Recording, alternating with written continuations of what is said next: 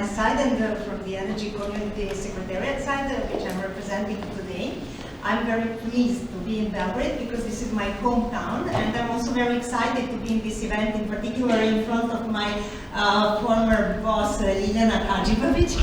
And I'm happy to share with you a little bit on the developments in the energy community. I think this is very relevant, and I'm really very grateful to the organizers that you have recognized the role of the energy community in this context that you will discuss today on the exchange of, let's say, opportunities for the business development and cooperation between Serbia and Romania in the energy sector.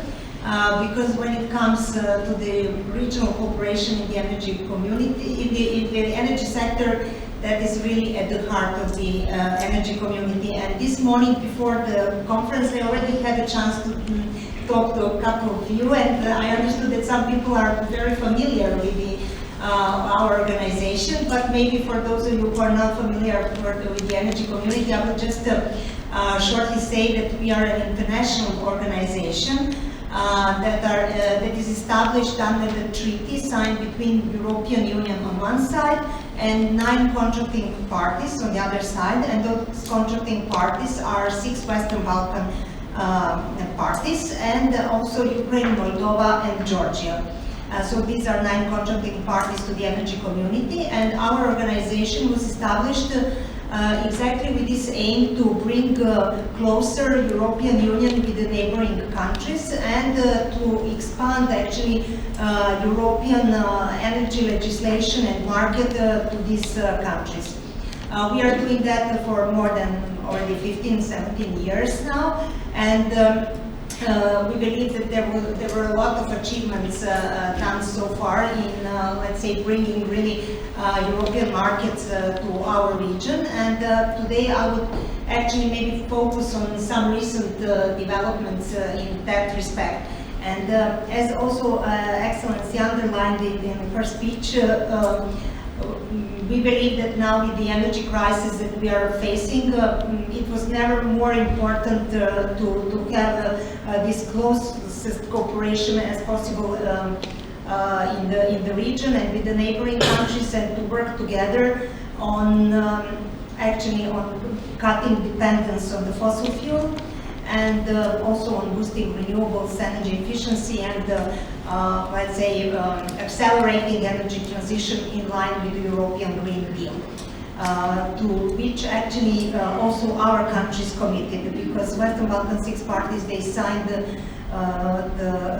Green Agenda for the Western Balkans, by which they also committed to the same ambitions as EU for the climate neutrality until 2050. And here I would also maybe underline there is a slight difference between maybe European member states and our countries when it comes to the dependence on gas, which is now the hottest topic, because our electricity sector of the Western Balkans is only some 2% dependent on the gas. Only some 2% of electricity is produced from gas, but on the other hand, we are dominantly dependent on the coal, so it's more than 60–70%. In the last year, actually, we had a really huge drop in the energy community of more than 10 terawatt-hours drop in production from coal, and the same amount was increased from hydro, but we cannot still really talk about some decreasing trend. This was just the last year due to many reasons, not just that we are so well advanced in the energy transition. And what is actually maybe the main milestone that we have achieved recently is that last year, in end of the year, last November, here in Belgrade, in our Ministerial Council, we actually started the adoption of the clean energy package for the energy community, and this was the very important, let's say, milestone that really kicked somehow in the clean energy package in our region. And also we adopted the carbonization roadmap. This is also a very important document, because this shall lead to the introduction of the carbon pricing in the region. Because this is another thing that really differentiate our region from the European Union. As I said, also for gas, that we are still not, that we are actually not so much dependent on gas. Also in our region there is no carbon pricing, and this makes a huge difference between our markets, and actually it leads to completely different rules of the game, and we do not have a level playing field, because in the European Union, as you know, the carbon price was very high last year, and still it is. But in our countries there is no any carbon pricing except in Montenegro. And so these are, let's say, the most important documents that were adopted last year was governance regulation, then renewable energy efficiency directive, and also first part of the electricity market document. So electricity directive, which is very important for businesses, because it is bringing all these new, let's say, market players into the game. So electric vehicles, storages, prosumers, and self-consumption, aggregators, which really allows customers and businesses to actively engage in the electricity market and to benefit from the energy transition. Why it is also important is that in the coming period, actually this period is already here with us, of high energy prices, and we can expect that they will be even higher, and in particular when we started also introducing carbon pricing, prices are expected to be higher also for industry. If industry actively engages in the market and really becomes participant, then you can also shield these negative impacts of the crisis, of the carbon pricing. So I think this is something very valuable. And this was the last year, but for this year we have even more ambitious goals. Because now we have to complete this package, and what is on our table is adoption of the 2030 targets for the region, because we still do not have targets for 2030. We are still in this cycle until 2020, because our targets were extended until end of 21. So now at the moment in this year we are in the gap.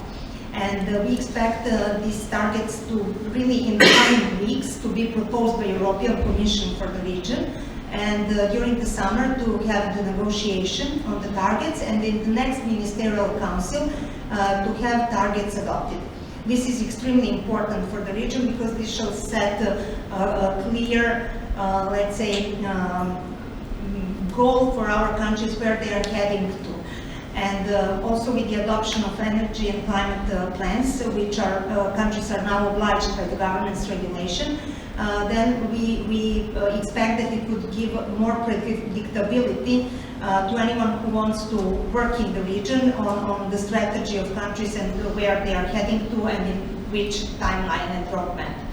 And another important, let's say, expectation for this year is to have actually one big package adopted for the development of the market, so for the market integration between our countries and European Union, so to adopt for the energy community all network codes and guidelines that are in place in European Union, and the electricity regulation. This is a crucial piece of legislation, because it could allow market coupling of our region with the European Union market. And as we could also see in this energy crisis, was that these small markets in our region, because we have many small markets which are quite isolated, they were much more prone to the price volatility and these price hikes. This market integration with the EU would bring more stability to our markets, more resilience, more robust price signal, and this is something that is also very important if you want to, let's say, work in the energy sector of the Western Balkan 6 or Serbia. And when it comes to Serbia, I would also like to, maybe because this is Romania-Serbia, let's say, event, I would say that all these elements that I was mentioning, Serbia is actually, and I'm happy to say that, Serbia is a front runner in these developments, and Serbia has last year adopted new legislation in the energy sector, and they were really like going step ahead. They adopted completely new law on renewables, which in accordance with the Secretariat's opinion, it's almost fully in line with the Renewable Directive of the European Union. And also they adopted amendments to the energy law, which allow all these new market players, prosumers, to act in the market. And we can even now already see that the prosumers started to come, and it is expected to really see in the coming period the boost of self-consumers in Serbia. And also investments in the energy efficiency. So Serbia is also very active in this discussion on the 2030 targets. The Deputy Prime Minister of Serbia is a co-chair of our Energy and Climate Committee, and we expect that Serbia will play a very important role in this negotiation. And also Serbia is actively now working on the National Energy and Climate Plan. And it is expected to be presented, the draft during the summer, to be discussed in autumn, to go for the public consultation, and somewhere November, December to be ready for the adoption. Electricity market in Serbia is by far the most advanced in the whole region. Serbia is the only country that has a day-ahead market, which proved in this energy crisis to be very valuable to really see the price signal from the market. And also, as it was announced by their power exchange CPEX, in the coming year they expect to also launch intraday market, which is all very important for development of renewables. Because Serbia is now also preparing secondary acts on renewables, and we had yesterday our renewable coordination group at the level of the energy community, and Serbia reported that they are planning this year to have first auctions for 400 megawatts of wind. So these are all very important developments, and